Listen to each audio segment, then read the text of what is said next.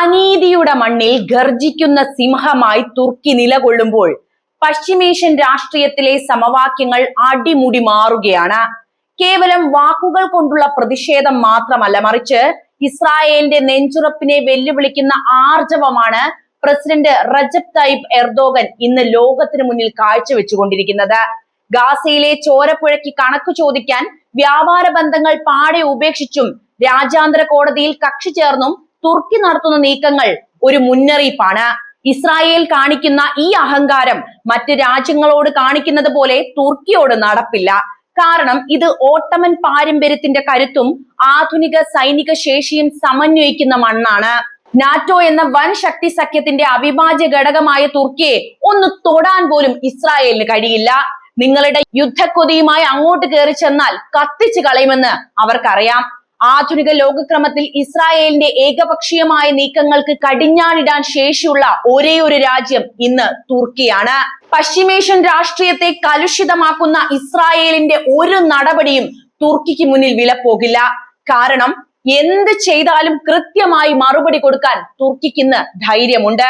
മാത്രവുമല്ല, നാറ്റോയുടെ കരുത്തും. 2023 ഒക്ടോബറിൽ ആരംഭിച്ച ഗാസ യുദ്ധം തുർക്കിയും ഇസ്രായേലും തമ്മിലുള്ള ബന്ധത്തെ പൂർണ്ണമായും തകർത്തിട്ടുണ്ട് എന്നത് മറ്റൊരു വസ്തുതയാണ്. ഞാൻ വിഷയത്തിലേക്ക് വരാം. അതിനു മുൻപ് തുർക്കിയെ കുറിച്ചുള്ള നിങ്ങളുടെ അഭിപ്രായം എന്തായാലും കമന്റ് ബോക്സിൽ എഴുതണേ. നമുക്ക് നോക്കാം. 2023 ഒക്ടോബറിൽ ആരംഭിച്ച ഗാസ യുദ്ധം തുർക്കിയും ഇസ്രായേലും തമ്മിലുള്ള ബന്ധത്തെ പൂർണ്ണമായും തകർത്ത ഒരു സംഭവം തന്നെയായിരുന്നു. ഇസ്രായേലിന്റെ നടപടികളെ തുർക്കി പ്രസിഡന്റ് റജബ് തയ്യിപ് എർദോഗൻ കടുത്ത ഭാഷയിൽ വിമർശിക്കുകയും ഇസ്രായേലിനെ ഒരു ഭീകര രാഷ്ട്രമായി വിശേഷിപ്പിക്കുകയും ചെയ്തിട്ടുണ്ട്. ഇതിന് മറുപടിയായി ഇസ്രായേൽ തങ്ങളുടെ നയതന്ത്ര പ്രതിനിധികളെ തുർക്കിയിൽ നിന്ന് പിൻവലിക്കുകയായിരുന്നു.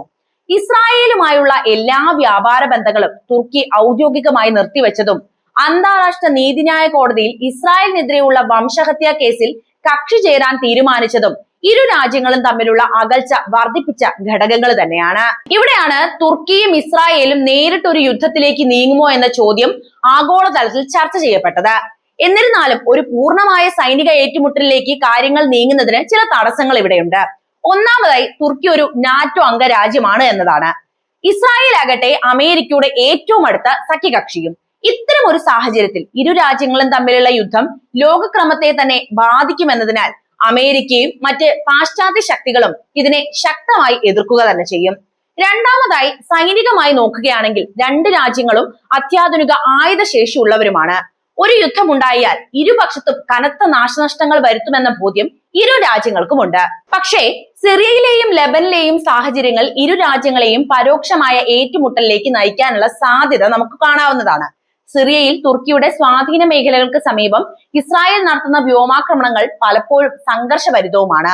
സൈപ്രസ് മേഖലയിലെ പ്രകൃതിവാതക പരിവേഷണവുമായി ബന്ധപ്പെട്ട തർക്കങ്ങളും മറ്റൊരു പ്രധാനപ്പെട്ട വെല്ലുവിളിയാണ്. അടുത്തിടെ ഇസ്രായേലിന്റെ പ്രാദേശിക മോഹങ്ങളെ കുറിച്ച് എർദോഗൻ നടത്തിയ പ്രസ്താവനകൾ ഇസ്രായേൽ തുർക്കിയുടെ അതിർത്തികളിലേക്ക് നോട്ടമിടുന്നു എന്ന ഭീതി തുർക്കി ഭരണകൂടത്തിനുണ്ടെന്ന് സൂചിപ്പിക്കുന്നത് തന്നെയാണ്. എന്തായാലും തുർക്കിയും ഇസ്രായേലും തമ്മിൽ ഇപ്പോൾ നിലനിൽക്കുന്നത് ഒരു നയതന്ത്ര യുദ്ധം തന്നെയാണ്. ആയുധങ്ങൾ കൊണ്ടുള്ള ഒരു നേരിട്ടുള്ള യുദ്ധത്തേക്കാൾ സാമ്പത്തിക ഉപരോധങ്ങൾ, ആഗോള വേദികളിലെ ഒറ്റപ്പെടുത്തൽ, സൈബർ പോരാട്ടങ്ങൾ എന്നിവയ്ക്കാണ് നിലവിൽ അവിടെ സാധ്യത നമുക്ക് കാണാൻ കഴിയുന്നത്. എന്നാൽ പശ്ചിമേഷ്യയിലെ മാറുന്ന സാഹചര്യങ്ങളിൽ ഏതൊരു ചെറിയ പ്രകോപനവും വലിയൊരു സൈനിക നീക്കത്തിന് കാരണമായിരിക്കാം. അതായത് ഇപ്പോൾ തന്നെ അവിടെ ഒരു മഹായുദ്ധം നടന്നുകൊണ്ടിരിക്കുകയാണല്ലോ. നിലവിലെ സാഹചര്യത്തിൽ തുർക്കി ഇസ്രായേലിന്റെ ഏറ്റവും വലിയ വിമർശകനായി തുടരുകയും മേഖലയിലെ മുസ്ലിം രാജ്യങ്ങളെ ഇസ്രായേലിനെതിരെ ഒരുമിപ്പിക്കാൻ ശ്രമിക്കുകയും ചെയ്യുന്നുണ്ട് എന്നതും മറ്റൊരു യാഥാർത്ഥ്യമാണ്. ഇവർ തമ്മിലുള്ള ബന്ധം നമ്മൾ പരിശോധിക്കുകയാണെങ്കിൽ 8 പതിറ്റാണ്ടിനിടെ വലിയ പരിവർത്തനങ്ങൾക്ക് ഇവർ വിധേയമായിട്ടുണ്ട് എന്ന് കാണാവുന്നതാണ്. 1949 ഒരു മതേതര നിലപാടിൽ നിന്ന് ഇസ്രായേലിനെ അംഗീകരിച്ച ആദ്യ മുസ്ലിം രാഷ്ട്രമായിരുന്നു തുർക്കി. എന്നാൽ ഇന്ന് ആധുനിക തുർക്കിയുടെ പിതാവായ കമാൽ അത്താതുർക്കിന്റെ പാതയിൽ നിന്ന് മാറി നെച്മെറ്റിൻ എർബക്കാൻ വിഭാവനം ചെയ്ത രാഷ്ട്രീയ ഇസ്ലാമിന്റെ വഴിയെ പ്രസിഡന്റ് എർദോഗൻ സഞ്ചരിക്കുമ്പോൾ ഈ ബന്ധം ശത്രുതയുടെ പുതിയ തലങ്ങളിലേക്കാണ് കടന്നിരിക്കുന്നത്. ഒരു തവണ ജൂതരാഷ്ട്രത്തെ പിന്തുണച്ച രാഷ്ട്രമാണ് തുർക്കി എന്നത് എടുത്തു പറയണം. മുസ്ലിം ലോകത്തിന്റെ നേതൃത്വം ഏറ്റെടുക്കാനുള്ള തുർക്കിയുടെ മോഹമാണ് ഇതിന്റെ പ്രധാന ചാലക ശക്തി എന്നാണ് വിലയിരുത്തലുകൾ വരുന്നത്. നിലവിലെ സംഘർഷത്തിന്റെ കേന്ദ്ര ബിന്ദു എന്ന് പറയുന്നത് ഹമാസിനോടുള്ള തുർക്കിയുടെ നിലപാട് തന്നെയാണ്. ഹമാസിനെ ഒരു ഭീകര സംഘടനയായി കാണുന്ന ഇസ്രായേലിന്റെയും പാശ്ചാത്യ രാജ്യങ്ങളുടെയും നിലപാടിൽ നിന്ന് വ്യത്യസ്തമായി അവരെ ഫലസ്തീൻ വിമോചന പോരാളികളായിട്ടാണ് തുർക്കി വിശേഷിപ്പിക്കുന്നത്. ഇസ്താംബുളിൽ ഹമാസിന് രാഷ്ട്രീയ ഓഫീസ് നൽകുന്നതും അവർക്ക് നയതന്ത്ര പരിരക്ഷയും സാമ്പത്തിക സഹായവും നൽകുന്നതും ഇസ്രായേലിനെ പ്രകോപിപ്പിക്കുന്ന ഘടകങ്ങളാണ്. ഗാസയിലെ സൈനിക നീക്കങ്ങൾക്കെതിരെ തുർക്കി ഉയർത്തുന്ന വംശഹത്യ ആരോപണങ്ങൾ നയതന്ത്ര ബന്ധത്തെ പൂർണ്ണമായും സ്തംഭിപ്പിച്ചിരിക്കുകയാണ് എന്നതും ഇവിടെ എടുത്തു പറയേണ്ട മറ്റൊരു കാര്യമാണ്. സാമ്പത്തികവും ഊർജ്ജപരവുമായ മത്സരങ്ങൾ ഈ ശത്രുതയ്ക്ക് മറ്റൊരു മാനം നൽകുന്നുണ്ട്. മെഡിറ്ററേനിയൻ കടലിലെ ഇസ്രായേലിന്റെ ലെവിയാത്തൻ, താമർ എന്നീ ഗ്യാസ് ഫീൽഡുകൾ ആഗോള വിപണിയിൽ തുർക്കിയുടെ പൈപ്പ് ലൈൻ ശൃംഖലയ്ക്ക് വെല്ലുവിളി സൃഷ്ടിക്കുന്നുണ്ട്. ഊർജ്ജ വിപണിയിലെ ഈ മേധാവിത്വ മത്സരം രണ്ട് രാജ്യങ്ങളും തമ്മിലുള്ള സാമ്പത്തിക താല്പര്യങ്ങളുടെ ഏറ്റുമുട്ടലായിട്ട് മാറിയിരിക്കുകയാണ്. കൂടാതെ ഇറാൻ നയിക്കുന്ന ഷിയ ക്രസന്റിന്റെ സ്വാധീനം കുറയുമ്പോൾ ആ ഇടം പിടിച്ചെടുത്ത് സുന്നി ഇസ്ലാമിക നേതൃത്വം സ്ഥാപിക്കാനാണ് ശ്രമിക്കുന്നത്. സൈനികമായി നോക്കുകയാണെങ്കിൽ തുർക്കി നേരിട്ടുള്ള സൈനിക ഇടപെടൽ നടത്തുമെന്ന് പലപ്പോഴും മുന്നറിയിപ്പും നൽകാറുണ്ട്. ഒരു നാറ്റോ അംഗം എന്ന നിലയിൽ തുർക്കിയുടെ ഭൂമിശാസ്ത്രപരമായ സ്ഥാനം, അതായത് ബോസ്ഫറസ് കടലിന്റെ നിയന്ത്രണം ഉൾപ്പെടെയുള്ള കാര്യങ്ങൾ അവർക്ക് വലിയ ആഗോള സ്വാധീനം ഈ മേഖലയിൽ നൽകുന്നുണ്ട്. തുർക്കിയുടെ നാറ്റോ അംഗത്വം ഇസ്രായേലിനെതിരെ നേരിട്ടുള്ള ആക്രമണത്തിന് ഒരു തടസ്സമാണ് എങ്കിലും സിറിയയിലും ഇറാഖിലും ഇസ്രായേൽ പിന്തുണയ്ക്കുന്ന കുർദിഷ് സേനകളും തുർക്കി പിന്തുണയ്ക്കുന്ന സുന്നി ഗ്രൂപ്പുകളും തമ്മിലുള്ള നിഴൽ യുദ്ധം ഇപ്പോൾ, അതായത് പ്രോക്സി വാർ ഇപ്പോൾ തന്നെ നിലനിൽക്കുന്നുണ്ട് എന്നതാണ് മറ്റൊരു പ്രധാനപ്പെട്ട കാര്യം. ആഭ്യന്തര രാഷ്ട്രീയവും ഈ ശത്രുതയ്ക്ക് പിന്നിലുണ്ട് എന്നതും പറയേണ്ടതുണ്ട്. തുർക്കിയിലെ കടുത്ത പണപ്പെരുപ്പവും തൊഴിലില്ലായ്മയും സൃഷ്ടിക്കുന്ന ഭരണവിരുദ്ധ വികാരം മറികടക്കാൻ ഇസ്രായേൽ വിരുദ്ധത ഒരു രാഷ്ട്രീയ ആയുധമായി എർദോഗൻ ഉപയോഗിക്കുന്നു എന്നൊരു വിമർശനമുണ്ട്. സമാനമായി ഇസ്രായേലിലും വലതുപക്ഷ സർക്കാർ തങ്ങളുടെ സുരക്ഷാ പ്രതിച്ഛായ വർദ്ധിപ്പിക്കാൻ തുർക്കിയുടെ ഭീഷണികളെ ഉപയോഗപ്പെടുത്തുന്നു എന്ന വിമർശനവും നിലനിൽക്കുന്നുണ്ട്. ചുരുക്കി പറഞ്ഞാൽ പ്രത്യയശാസ്ത്രപരമായ ഭിന്നത, ഊർജ്ജ വിപണിയിലെ മത്സരം, പ്രാദേശിക മേധാവിത്വത്തിനുള്ള ദാഹം എന്നിവ തുർക്കി ഇസ്രായേൽ ബന്ധത്തെ ഒരു സ്ഫോടനാത്മകമായ അവസ്ഥയിൽ എത്തിച്ചിരിക്കുകയാണ്. ഇപ്പോൾ നേരിട്ടുള്ള യുദ്ധം അന്താരാഷ്ട്ര സമ്മർദ്ദങ്ങൾ മൂലം ഒഴിവാക്കപ്പെട്ടുവെങ്കിലും പരോക്ഷമായ സൈനിക നീക്കങ്ങളും സാമ്പത്തിക ഉപരോധങ്ങളും വരും വർഷങ്ങളിൽ ശക്തമായി തുടരാനുള്ള സാധ്യത നമുക്ക് തള്ളിക്കളയാനാകില്ല. ഞാൻ നേരത്തെ പറഞ്ഞതുപോലെ ബോസ്ഫറസ്, ദർദനൈൽസ് കടലിടുക്കുകളുടെ നിയന്ത്രണം തുർക്കിക്ക് നൽകുന്ന കരുത്ത് വളരെ അപാരമാണ്. കരിങ്കടലിനെ മെഡിറ്ററേനിയനുമായി ബന്ധിപ്പിക്കുന്ന ഈ ജലപാതകൾ റഷ്യയുടെ നാവിക നീക്കങ്ങളെ നിയന്ത്രിക്കാനുള്ള നാറ്റോയുടെ പ്രധാന ആയുധമാണ്. ഉക്രൈൻ യുദ്ധ പശ്ചാത്തലത്തിൽ റഷ്യയുടെ നാവിക മേധാവിത്വത്തെ പ്രതിരോധിക്കാൻ ഉക്രൈൻ പ്രധാനമായും തുർക്കിയെ തന്നെയാണ് ആശ്രയിക്കുന്നത്.